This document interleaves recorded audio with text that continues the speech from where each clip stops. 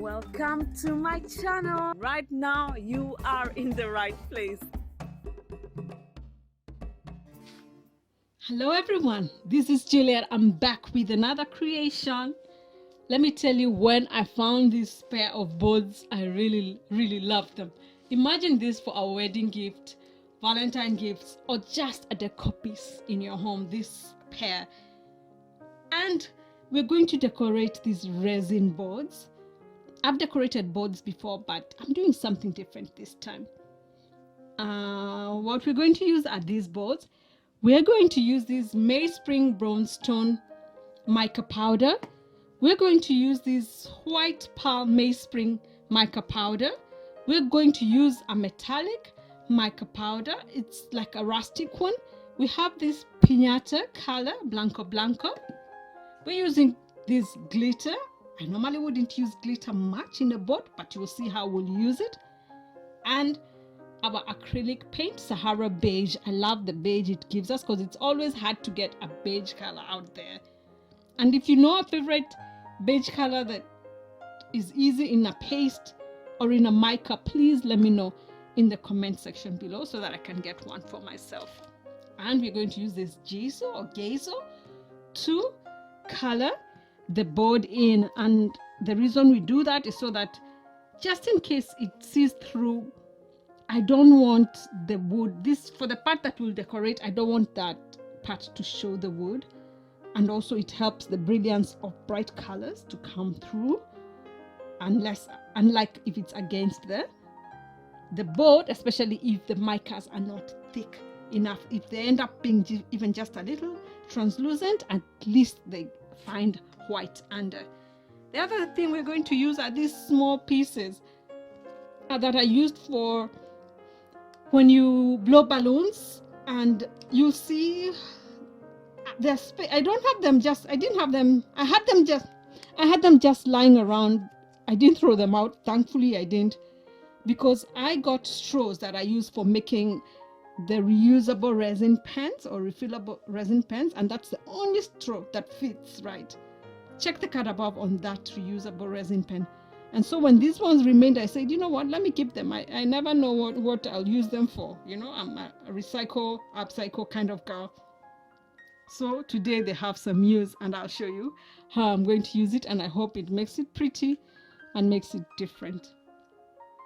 Okay, the other thing is, you can see I have outlined here with the pencil like this.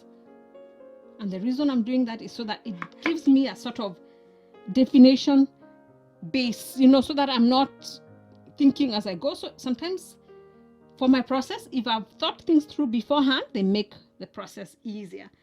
And also it will help me with my define where I'm putting my gesso. And also because it's a pair, I want there to be some sort of harmony in how that happens. I know resin has its own mind. It might flow where I don't want it to flow, but at least I can try keep it as close as I want.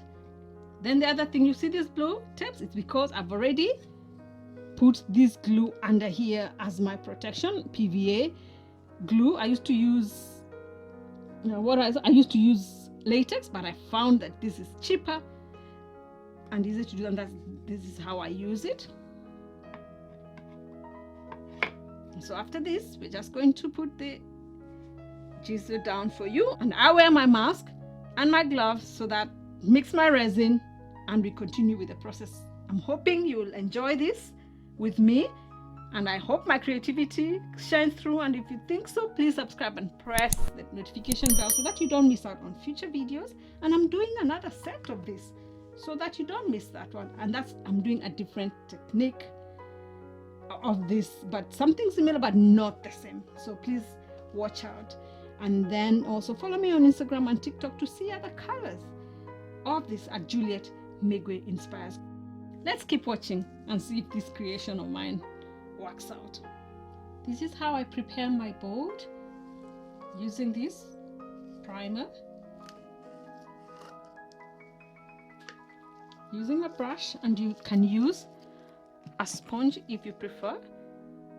In the area you've defined, define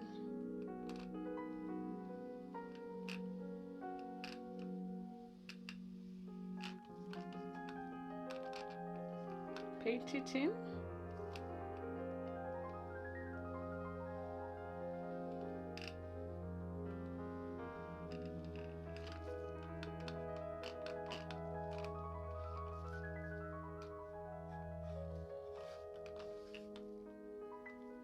And paint both the sides. Paint even the sides because we've already put the PVA glue under as a cover.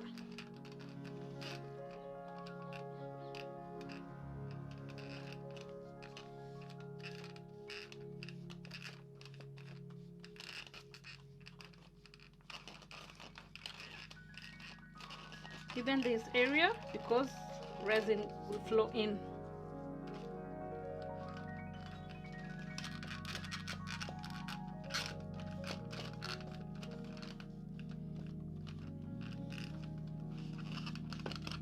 Now just let it dry.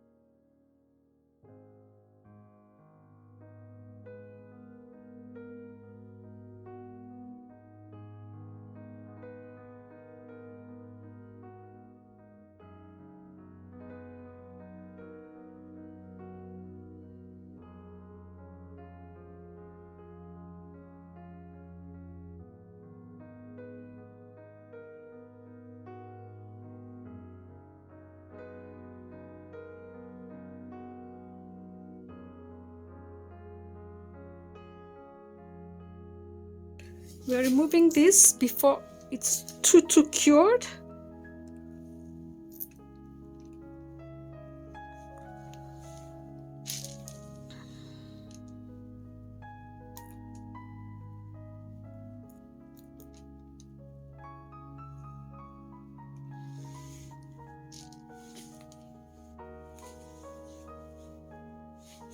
Because if we leave it a little longer, it might cure embedded.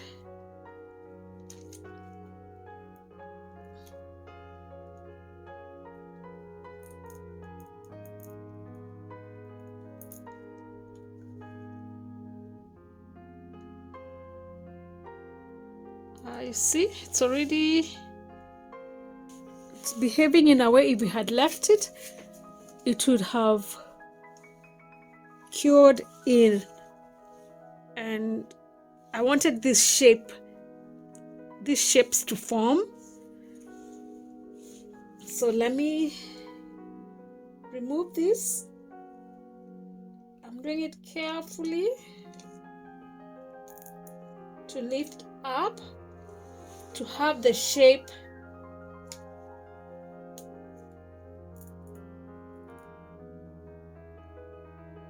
still soft, but if I leave it, it will cure in. So I guess this is what I have to deal with. But it's okay because this is still soft. It will fall down and we'll see how level it will be. But I'm happy with the shape.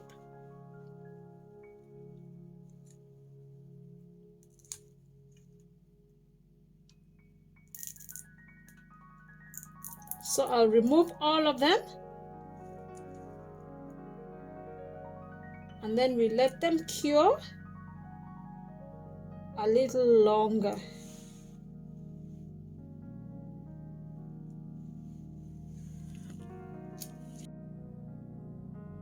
This is how it looks. You see the indentation? That's what I was hoping for. And it's on both. So now we'll just do the next part. I'm really trying not to overdo it.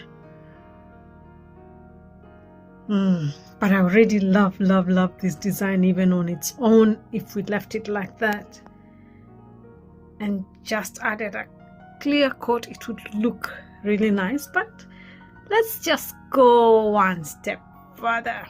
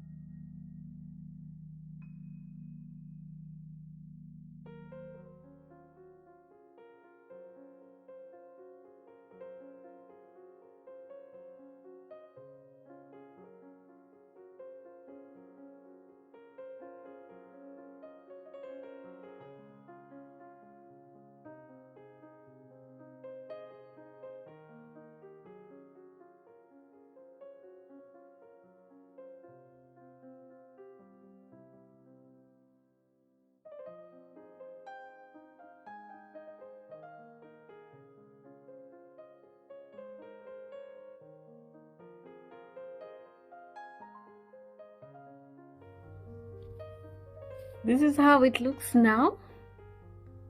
I think I'm glad I added the brown. It defines the shapes.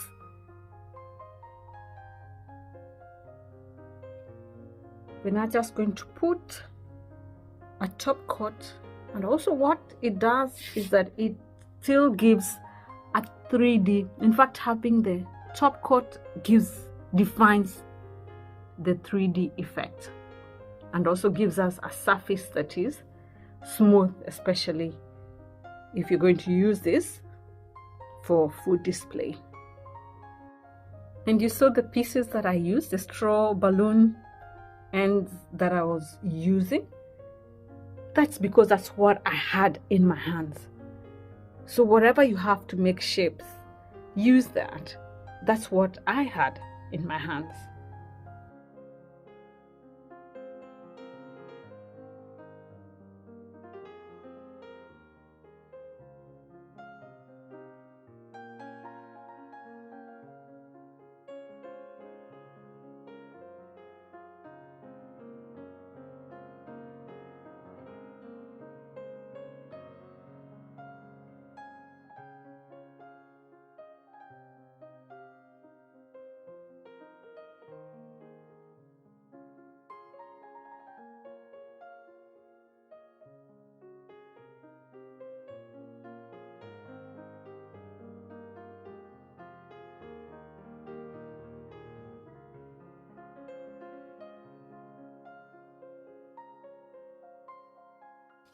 As you can see, it's finished so nicely, but now we need to remove this.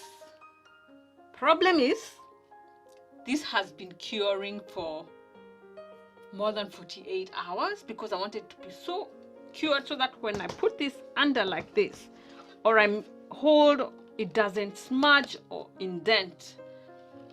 And so it's really cured in this part. We will have to do some more elbow grease and use some heat and a knife. Let me show you how we're doing that. You'll see me holding it often like this because I don't want this to scratch and bruise the resin. And we will put this down because I don't want the heat to burn this. So even though we use this sponge when we are lying it down, I don't want it to melt, this to melt and stick to our resin. So I would use this board under, because when I heat over this, even though I'm not putting it down, the heat doesn't go through this wood. So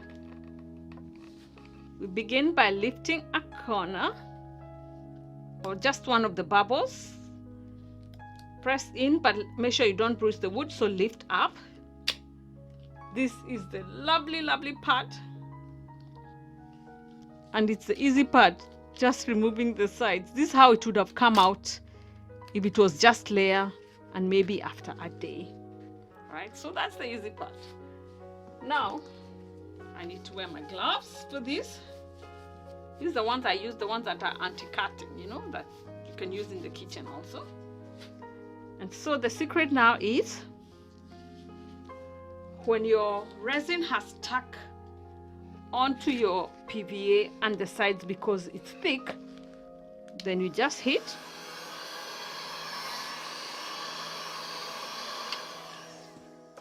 Put that away and just put the knife under and try not to bruise the wood, even though we will sand just a bit. We will sand a bit and put mineral oil. Right, so then you just, I'm holding it like this so that I don't bruise the resin under, so I'm lifting up so that it doesn't scratch on the wood. So then I just do this. See how easy that is? It has cooled.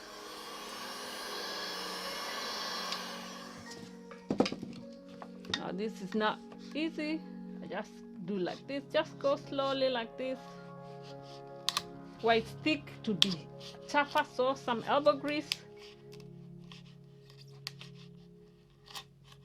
See, not too bad. Yeah, look at that. Does a neat job. And these parts that seem not as neat, the sanding might help, but if you can do this first to make it nice and neat.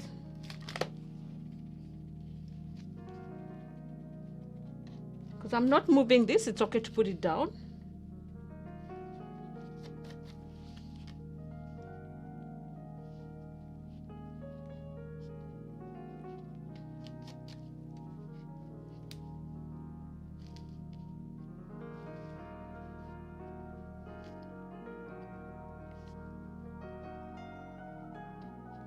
See, comes neater.